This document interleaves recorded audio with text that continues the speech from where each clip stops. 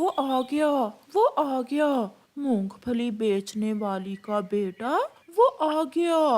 मम्मा कहती हैं कोई भी काम छोटा या बड़ा नहीं होता। पक्षी अपने कामों से नहीं बल्कि दूसरे पक्षियों से अपने व्यवहार से पहचाने जाते हैं। जो भी है, मूंगफली बेचना भी कोई काम है। मेरी मम्मा मूंगफली बेचती हैं और हमारे घर का गुजारा अच्छा हो रहा है।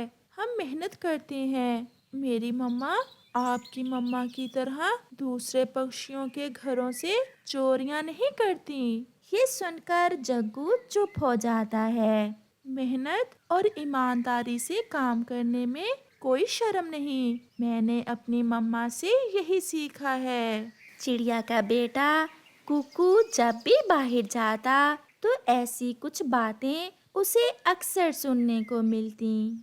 1, 2, 3 और 4। अरे ये क्या, आज फिर हर रोज की तरह मेरे पैसे कम हैं। न जाने कौन सा पक्षी हर रोज मुझे चूना लगा जाता है। मम्मा आप पैसे ध्यान से लिया करें। बेटा, सब पक्षी मेरे जाने वाले ही तो मुझसे मूंगफली लेने आते हैं, फिर मेरे साथ ऐसा कौन कर सकता है? कोई तो है जो आपसे मूंगफली ले जाता है और वो भी बिना पैसे दिए। हाँ, ऐसा तो है। फिर दूसरे रोज चिड़िया फिर से अपने खेत में जाती है और अपने मूंगफली के पौधों से मूंगफली तोड़ती है। वो पक्षियों को गरम गरम मूंगफली भून कर देती। उसी कारण चिड़िया की मूंगफली हाथों हाथ ही बिक जाती। मुझे जल्दी जल्दी से 100 रुपए की मूंगफली दे दें चिड़िया,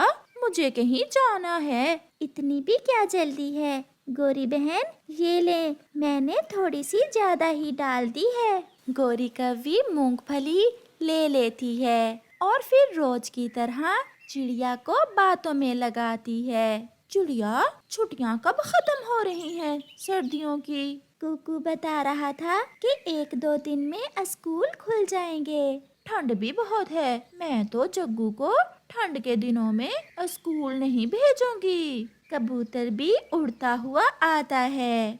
चिड़िया चिड़िया, मेरी बहन आई हुई है, मुझे 50 रुपए की गरम गरम मूंगफली दे दें। जैसे ही कबूतर आता है, गोरी कौवी बिना पैसे दिए जल्दी से वहाँ से चली जाती है और चिड़िया को पता ही नहीं चलता।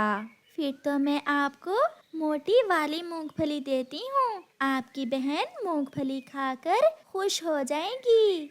ऐसा करें, 60 की कर दें। फिर कबूतर भी चिड़िया को पैसे देता है और मूंगफली लेकर वहाँ से चला जाता है। चिड़िया को आग भी जलाना होती और मूंगफली को भूनकर बेचना भी होता। चिड़िया ऐसे सारा दिन काम करती। मम्मा लाए, मैं पैसे गिन देता हूँ। मैंने आज काम बहुत ध्यान से किया था। मुझे पूरा विश्वास है कि आज पैसे पूरे ही होंगे। मम्मा, ये तो 120 रुपए हैं। ऐसा कैसे हो सकता है? 100 रुपए की मूंगफली तो मुझसे गोरी ने ली और फिर 60 की कबूतर ने। इसके अलावा बुलबुल तोता भी तो आए थे। मेरे पैसे आज फिर कम हैं। अगर ऐसा है तो मैं कल पकड़ूंगा उस चोर को जो मेरी मम्मा से मूंगफली बिना पैसों के ले जाता है। गोरी कौवी भी अपने घर में बैठी हुई थी। जग्गू, खाओ खाओ, मुफ्त की है। मैं हर रोज उस छोटी चिड़िया को बातों में लगाकर मूंगफली के पैसे दिए बिना ही आ जाती हूँ। ये सुनकर कालू कौवा और उसका बेटा जग्गू हंसने लग जाते हैं। अपने बेटे की तरह वो चिड़िया भी पागल ही है। मम्मा, आप ऐसा ही किया करें। दूसरे दिन कुकू सीधा पुलिस के पास जाता है और उन्हें सारी बात बताता है। अच्छा, तो ये बात है। मैं जाता हूँ आपके साथ और आज पकड़ते हैं उसे। कौन है वो चोर? फिर कुकू पुलिस को साथ लेकर अपनी मम्मा से थोड़ी दूर छुपकर बैठ जाता है। पक्षी आते हैं और मूंगफली लेते हैं और पैसे देते हैं। अभी तक तो सारे ही पक्षी पैसे देकर जा रहे हैं, आखिर वो कौन है? शाम तक जो भी होगा वो पकड़ा जाएगा। फिर थोड़ी देर बाद गोरी कव्वी जग्गू को साथ लेकर आती है। चिड़िया, मुझे 100 रुपए की मूंगफली तो देना। आज मूंगफली पहले से ज्यादा स्वादिष्ट है गोरी बहन, ये लें। चिड़िया चिड़िया, मैं अपनी माँ के पास जा रही हूँ। मेरी माँ मूंगफली वाले लड्डू बहुत स्वादिष्ट बनाती है। मैं अपनी माँ के हाथों के लड्डू खाने जा रही हूँ। मूंगफली वाले लड्डू तो मेरी माँ भी बहुत स्वादिष्ट बनाया करती थी। मुझे आज तक उन लड्डुओं का स्वाद याद है। चिड़िया, आग थोड़ी कम करो, तुम्हारी मूंगफली जल रही है। फिर तोता भी वहाँ आ जाता है। तोते को देखकर गोरी जग्गू को इशारा करती है और वो बिना पैसे दिए ही वहाँ से उड़ती है। पकड़ी गई, वो कव्वी बिना पैसे दिए ही जा रही है। पुलिस, उसे पकड़ो, उसे पकड़ो। फिर पुलिस जल्दी से गोरी को पकड़ लेती है। तो ये तुम हो जो हर रोज चिड़िया को चूना लगा जाती हो? नहीं, मैंने तो ऐसा नहीं किया। ये तो जेल जाकर ही बताऊंगा।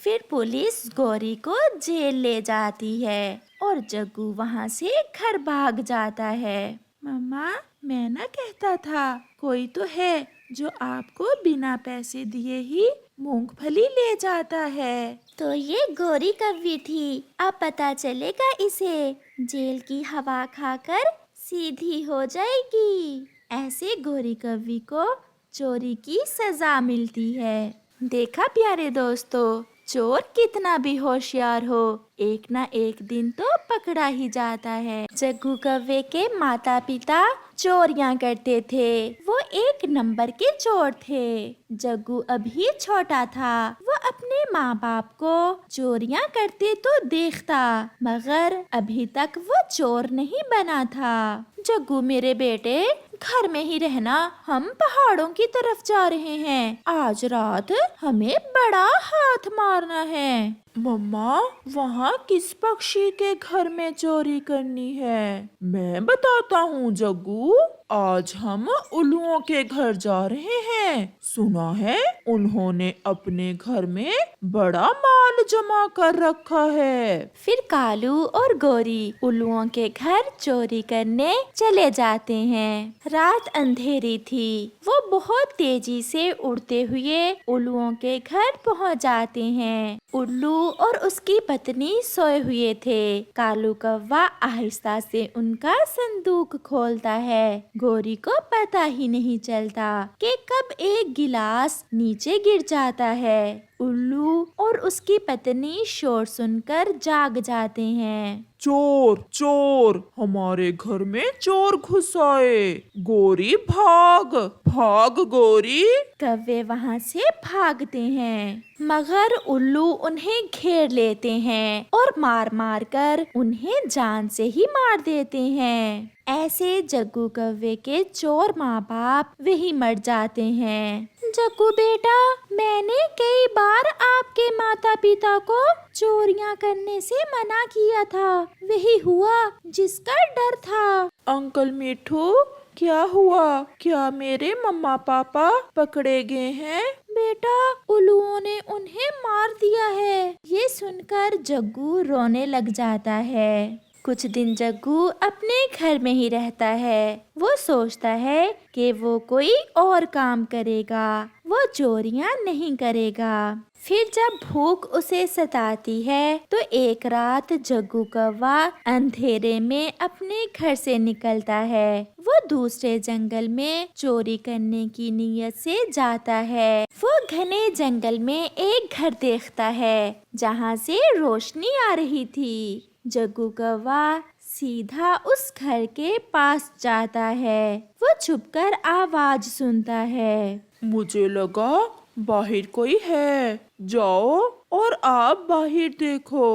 कबूतर की पत्नी घर से बाहर निकलती है। जग्गू उसके सामने था, मगर वो कहती है, यहाँ तो कोई नहीं है, शायद कोई बिल्ली होगी। फिर वो घर में चली जाती है। मैं आंटी के सामने था, फिर भी उन्होंने मुझे नहीं देखा। इसका मतलब आंटी कबूतरी आंखों से देख नहीं सकती। कहाँ हो लूसी? तुम कहाँ हो? मैं यहाँ हूँ। लूसी, अगर आज हमारा काका हमारे पास होता तो हमें किसी चीज की कमी ना होती। उस रात हमारा बेटा हमसे बिछड़ गया। वो तूफान बहुत तेज था। मैं अभी तक अपने बेटे को भूल नहीं सकी। हमारे पास इतना कुछ है और हम दोनों अंधे, हमारा कोई भी नहीं है। तो ये दोनों ही आंखों से अंधे हैं। अगर मैं इनका बेटा बन जाऊं तो इनका सारा माल मैं चुरा सकता हूँ। ये तो अंधे हैं, इन्हें कौन सा पता चलेगा कि मैं कौवा हूँ या कबूतर। फिर जग्गू उनके घर के दरवाजे पर दस्तक देता है। कौन कौन है इस समय? माँ, मेरी माँ, मैं लौट आया। माँ, मैं काका हूँ। हमारा काका लौट आया। लूसी, जल्दी से दरवाजा खोलो। फिर लूसी दरवाजा खोलकर जग्गू को अंदर ले आती है। मेरे बेटे, मुझे पूरा विश्वास था आप एक न एक दिन जरूर लौट कर आओगे। जब तूफान आया तो तुम कहाँ चले गए थे मेरे बेटे? पापा, मैं तेज हवा से दूसरे जंगल चला गया था। फिर मैं वहीं रहा और फिर मैं ढूंढता ढूंढता वापस आ गया। मेरे बेटे को भूख सता रही होगी।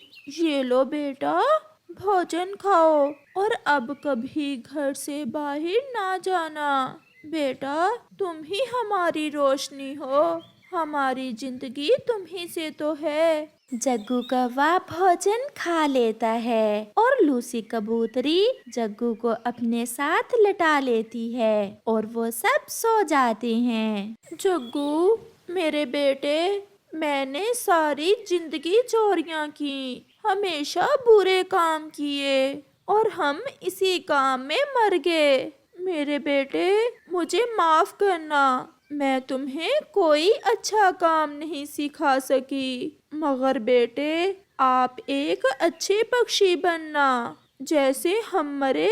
मैं नहीं चाहती कि आप भी चोरियां करते हुए मर जाओ। फिर अचानक जग्गू की आंख खुल जाती है। जग्गू रोए जा रहा था। क्या हुआ मेरे बेटे? क्या आपने कोई डरावना सपना देखा है? नहीं मम्मा, मैंने बहुत अच्छा सपना देखा है जिसने मेरी सोच बदल दी, जिसने मुझे बदल दिया।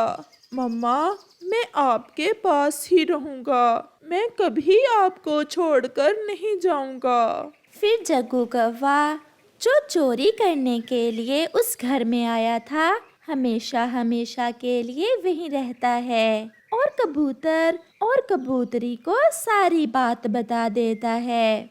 जग्गू बेटा, हम तो अंधे हैं, हम आपको देख नहीं सकते, मगर हमें आप में से अपने बेटे की ही खुशबू आती है। ना तुम्हारा कोई और ना हमारा।